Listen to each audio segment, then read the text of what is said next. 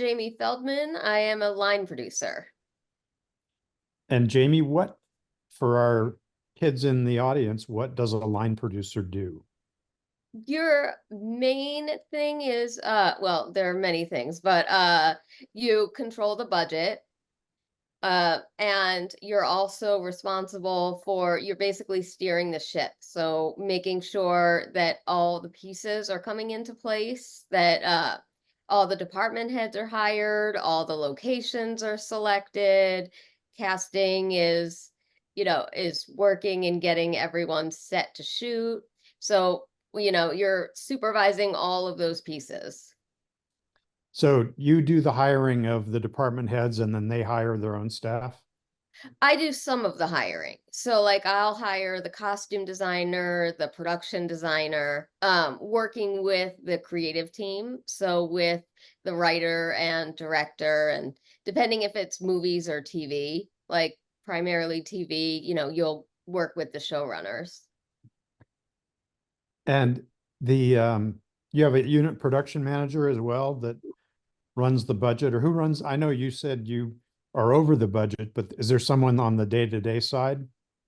The best way to think about it is the UPM is right under me, and both of us work in conjunction on the budget. But the easiest way to think about it is um, they get more involved on the detail level. Like I'll see, for example, the overall number that's needed for grip equipment, but the unit production manager is involved in looking at the actual like package numbers and seeing if we need to increase or decrease it. Gotcha. Yeah, so they approve like they get more into the details. Got it. And then where does a showrunner fit into all this? So the showrunner, also the executive producer, they're the final word. So they're the highest level, the highest boss. And those folks are writers. So they come from the writing side. And basically they are involved with all the creative decisions. So And the only time they get involved really in budget is if me, in conjunction with the accountant and UPM, come to them and say, we can't afford to do this scene. Is there another way, like, we can change it? Can it take place in a living room instead of in a theater or something? yeah, where to save money. Hmm. Um, so let's shift over to your career a little bit and tell me what how far back your interest in working in film went and how you got to where you are today. Sure. My interest in film went back to when I saw my first movie, which was Annie, and I think it was 1983. And I just fell in love with movies, and that's all I've ever wanted to do. So I think this is good for the students is learning that there's so many different areas. I think, when from an outsider's perspective, you think of the actors and the director and the writer. But I think there are so many different job opportunities. So for me, like I knew I wanted to work in production in the industry, and I think it was finding what was the best fit for my talents. Like I could never do Jessica's job because I could never sew. I can't like I can't do anything with costumes. And I could never do Lynette's job because that I just do not comprehend anything. I have no artistic ability at all. Like I can't even choose colors for my house. Like I need help. So I think, for me, I'm more logical, practical. I like dealing with numbers and I like problem solving. So that's what drew me to producing. It sounds like a good fit. You're a manager, organizational type brain, I get. Yes. Yep. And did you ever consider, or what other jobs did you do get it before you got to be a line producer? Many, many jobs. So I started at the bottom and I started as a production assistant, which is the best thing to do because you really, the producer and the production assistant get the biggest overview of the project because you are the only two people who go everywhere. When you're a production assistant, you go to set, you're in the office, you go to post production. So it's a great way to kind of get a sampling of what everybody does. And you're doing, I mean, you're doing office runs, you're getting lunches, you're getting coffees, you're making copies, though less of that now since it's more digital. So it's the grunt work, but I just loved every minute of it. I had the best time as a PA, and I was interested in set work. So there was a period where I was a set PA and was looking into getting into the DGA, but the getting into the DGA it's a very long, difficult route unless you get into the training program. Mhm. And so I kept getting offers to come back to the production office. And so I dug my heels in and moved up through the office as a production secretary, an APOC, production coordinator. And then I started to move up more into management, into production supervising and co-producing, and now producing my own projects. And so when you get a new project and you know, how do you start? How, yeah, do they give you a script and a budget? What's your entree into the project and how do you approach that? Yep, great question. The first thing I always like to do is come up is the calendar. To me, the calendar is the most important part. So I sit down and sometimes it's even easier for me to just look at it and handwrite it. I print out blank calendars to see when we're looking at for the start of principal photography, how many prep weeks we have, and then I have to come up with our target deadlines. So, like the deadline for hiring the production designer, the deadline for starting construction on the sets, the deadline for hiring your director of photography. And then I will go to the showrunners and I have to give them deadlines because the showrunners are usually in the writing room at that time. So it's just a matter of pulling them out of the writer's room because they have to have the final say and do all of these interviews and meet with the production designer to go over the look of the show and meet with the costume designer before those department heads can do anything. Um, so I would say so after the calendar, then you come up with your deadlines, and then I start setting up meetings and interviews to get the key department head hired. So you always start with production designer is usually one of the first people on, and sometimes location manager, depending on if the show is location heavy. And then after that, you need construction and set deck and director of photography because you want the DP's input when your art director, yeah, well, your production designer is creating the set.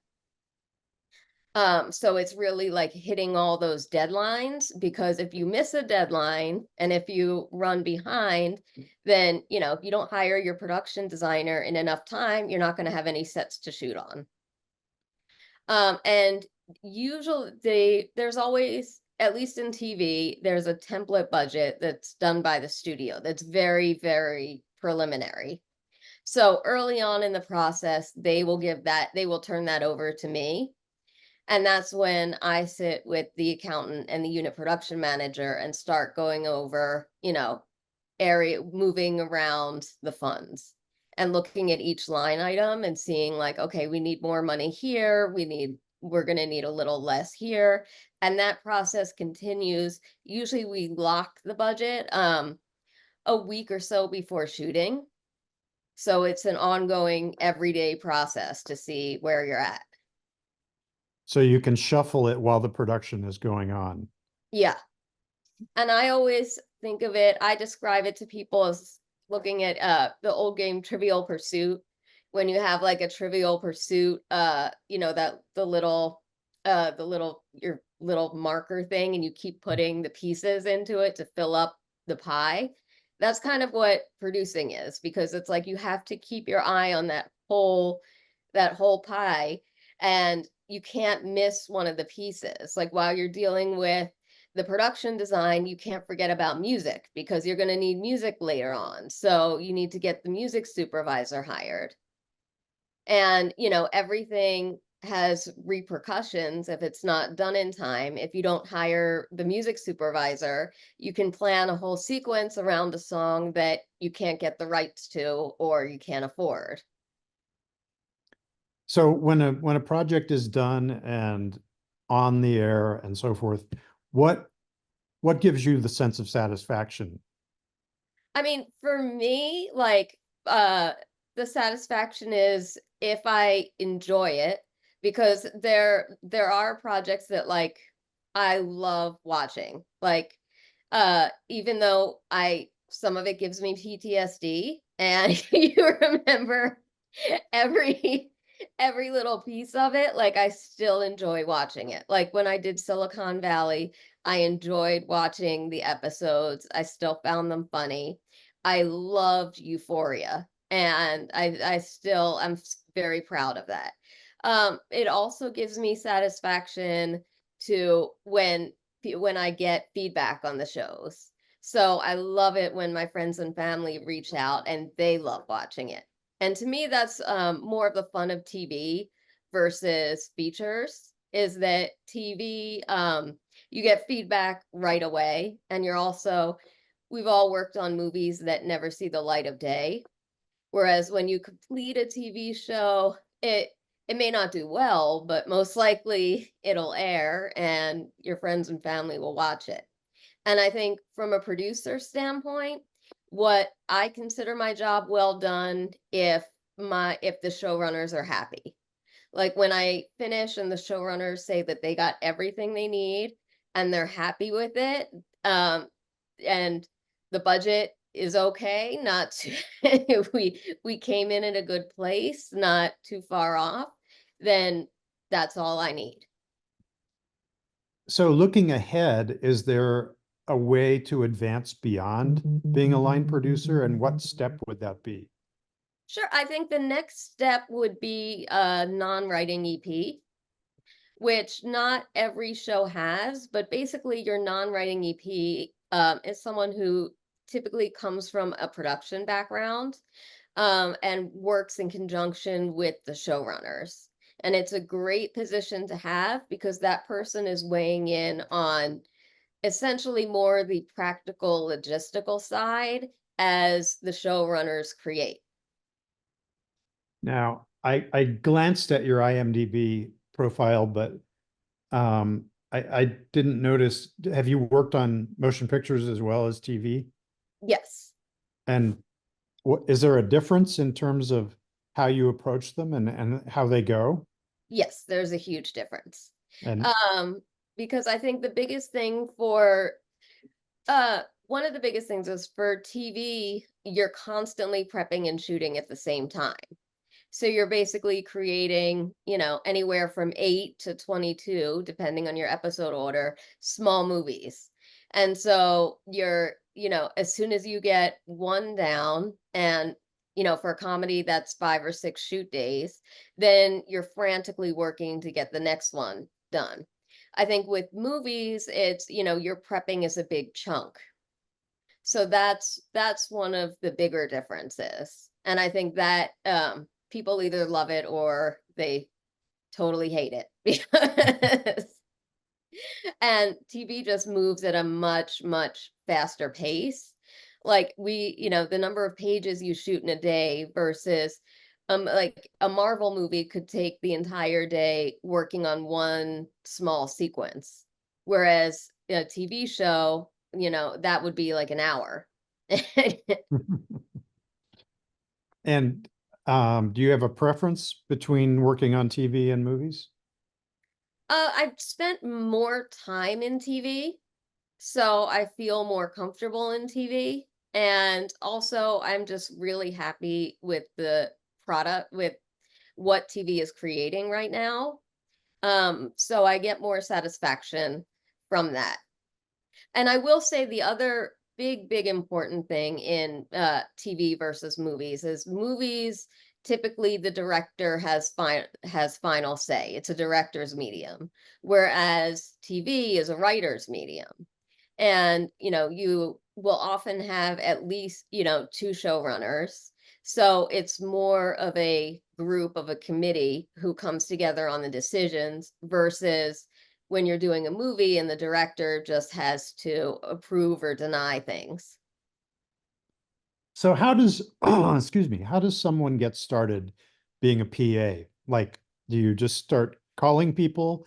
Do you write letters? How do you do that? I think the jobs are all word of mouth.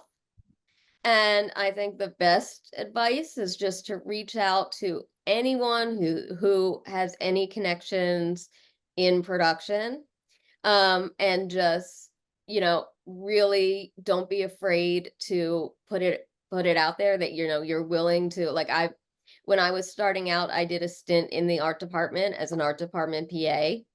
I had an amazing time, Lynette, but it's like I have no artistic talent, and that was not a path for me, but I had a ball. Um, and I think it's very important to, find your niche and where you belong, but also it's good to sample other areas. And I think if you want to work in production, it's word of mouth. Like there aren't going to be ads on indeed.com or anything like that. So we all know this is kind of a trying time in this business. Um, you're obviously working, which is great, and that's to your credit, and you must have the magic touch.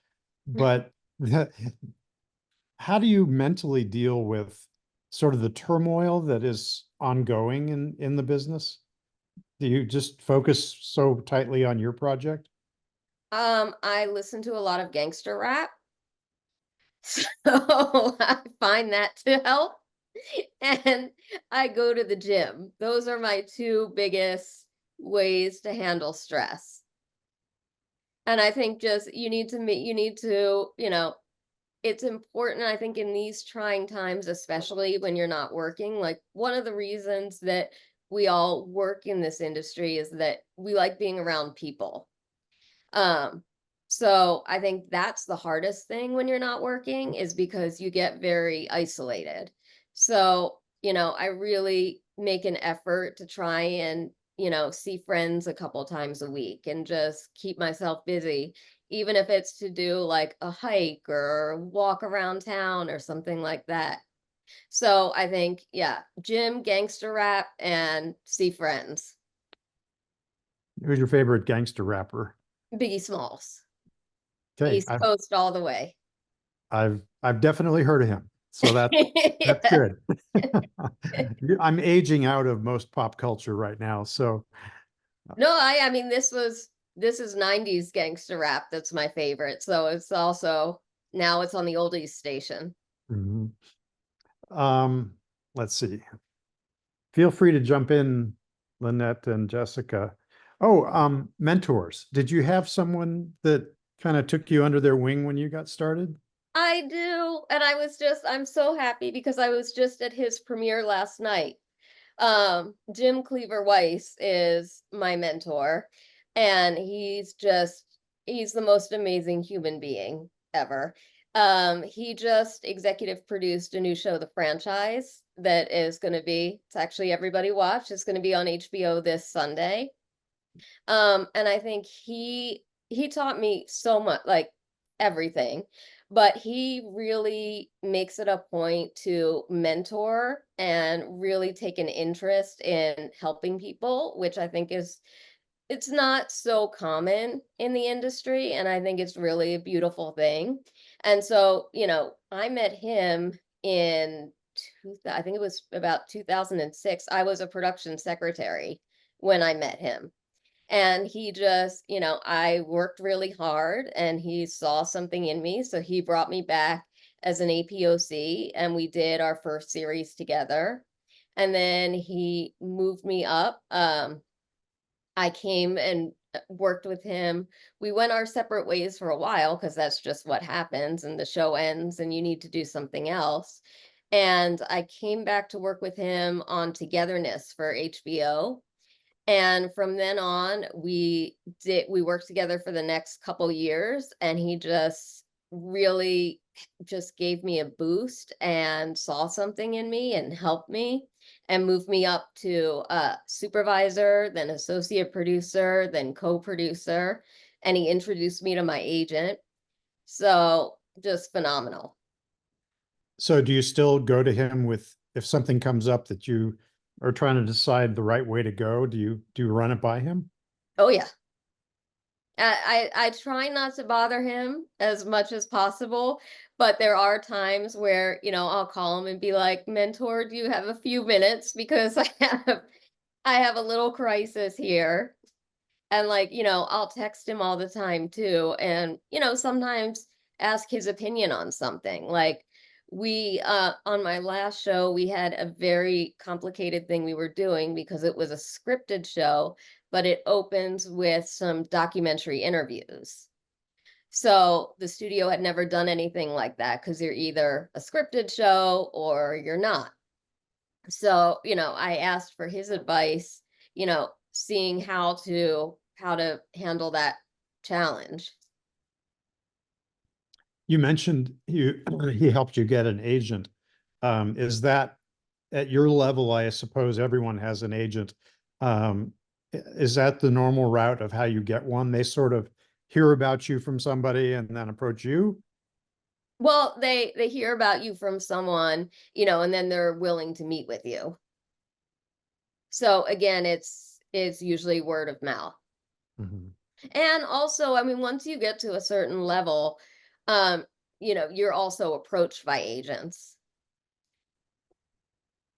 So you don't really have to beat the bushes on your own for looking for work anymore. You've got people, agents helping you find jobs. Yeah, yes and no. I mean, they certainly, especially right now, because, things are so slow and difficult in the industry. So, you have your agents working for you, but you also need to keep up your contacts and network. Um, so, you still have to put in some legwork. I guess that part probably never changes, that you always have to, be hustling and networking, I guess. Yep. I Um, have something. I oh have some yeah, go questions. ahead. So I think that that's fascinating because I know so many people that are like, why did I get an agent? I get all my own jobs anyway. So that's often heard, is that you still have to do a lot of the work even when you have an agent. Um, but my question is, it seems like you've done a lot of shows for HBO. Did you find a group of people and kind of move along with them for a certain length of time, like several projects? Yes. Yep. And We was were that higher ups or your whole team or both? both. Both. Yeah. In fact, it was my mentor. We had a lot of we call it of the original team with us last night. So it was, and like I said, I try to do what my mentor has done. Like I have somebody who I met as a PA and kept moving him up, and he just worked as a co-producer for HBO. That's So kind of fun to get to watch them yeah. kind of, grow in their career.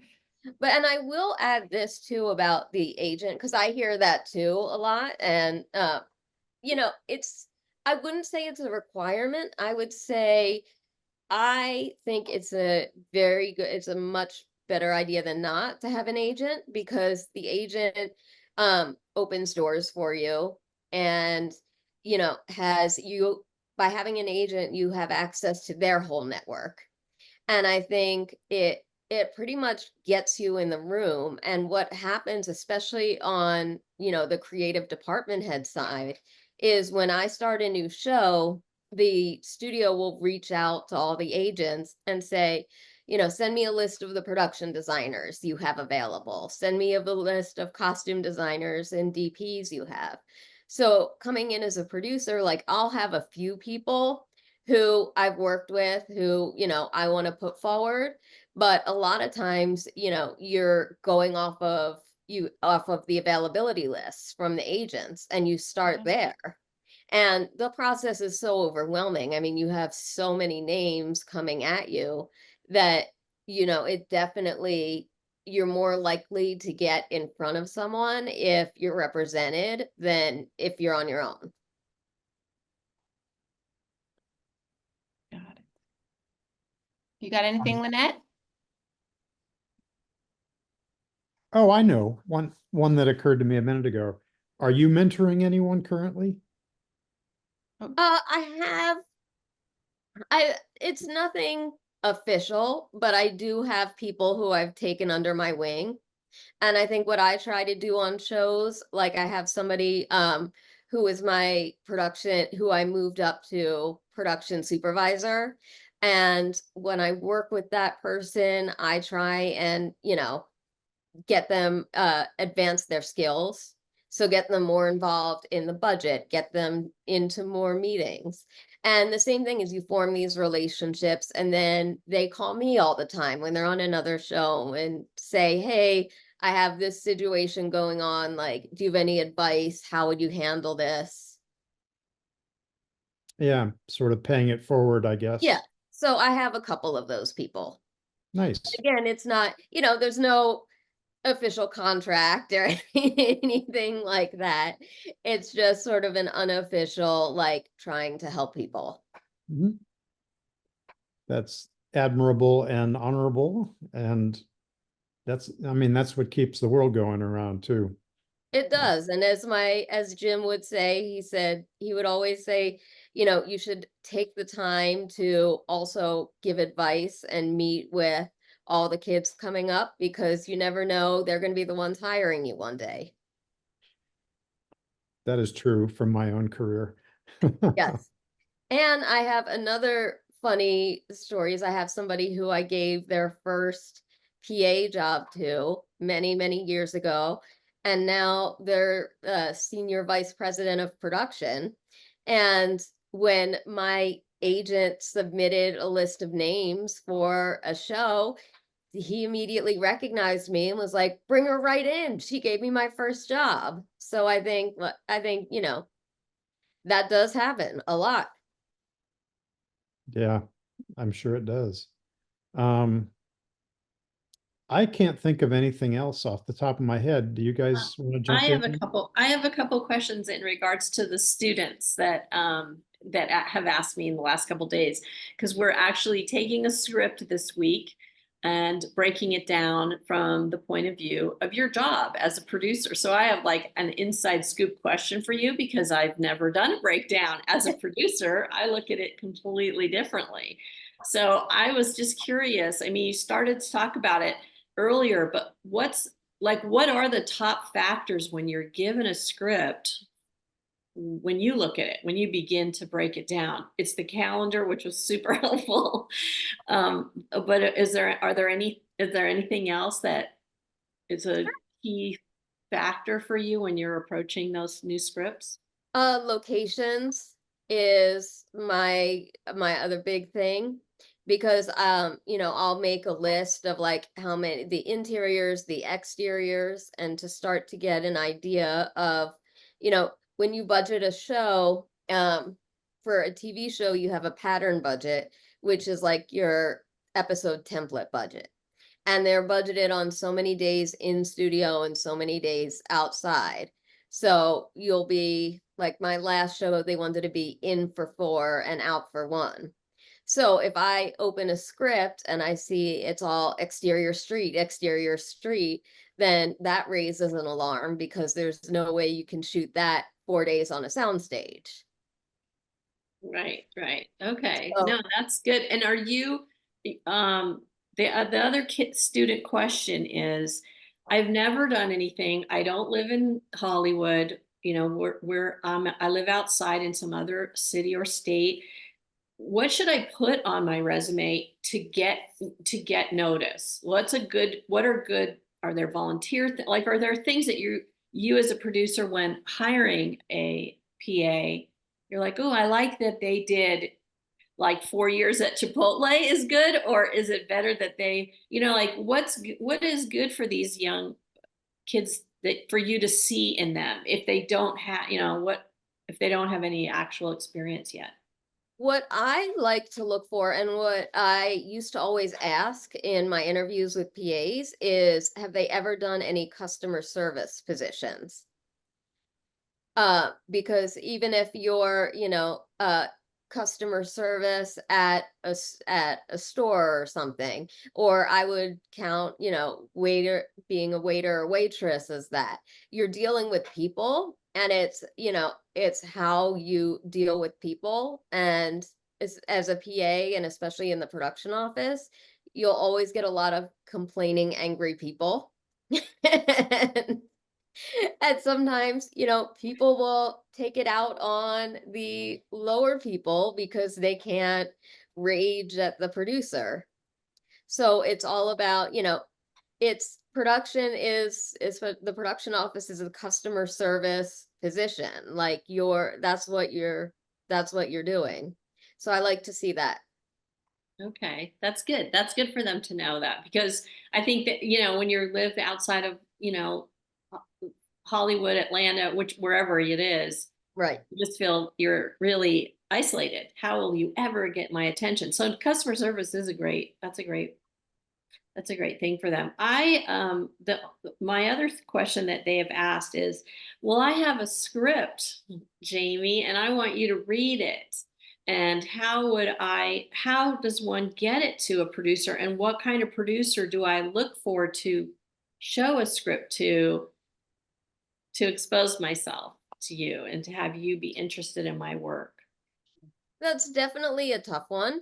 And again, especially with the state of the industry right now, it's very difficult to get your work read, even writers who, are established and have agents.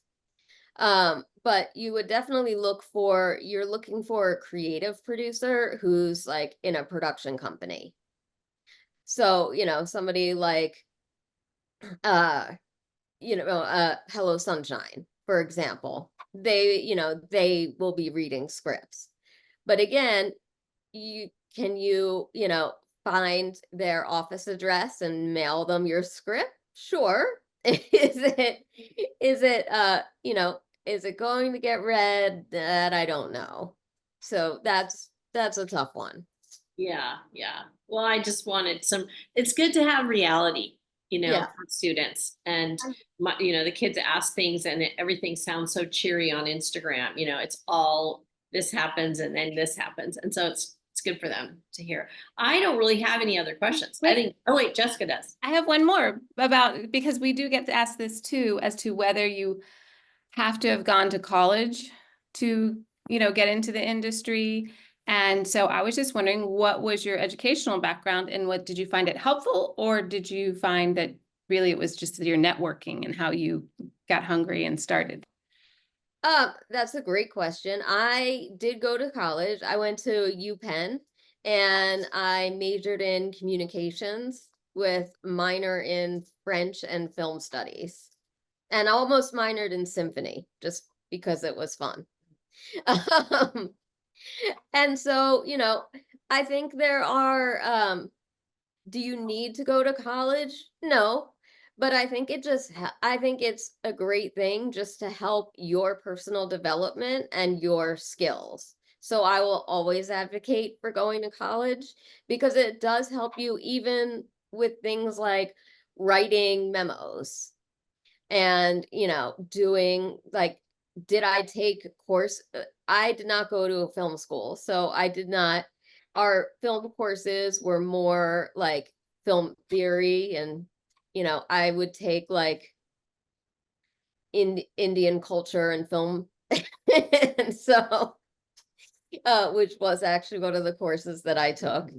But I think, all of the other, like, even calculus in high school, and anything that would help with math, helps what I do. And I just think that especially developing your writing and communication skills is something that you always need. I mean, no matter if you're the best boy grip writing an email to the producer, how you express yourself, you'll get taken, much in a much more serious way. And I just think too, just the personal development side of it. And when people, because I get asked this a lot, whether you should go to film school or not, or, another type of degree. I mean, my take on it, I had, when I went to school, like I had gotten into both film school and UPenn. And I ended up going to UPenn just because I got a scholarship. and, and I think, one thing is you're going to be, if you want to go into production, hopefully you'll be doing this for the rest of your life. So it's like, take some time in college to study like the history of the American South, just study literature, like develop yourself as a person. And because it's the only time where you're going to get to do that.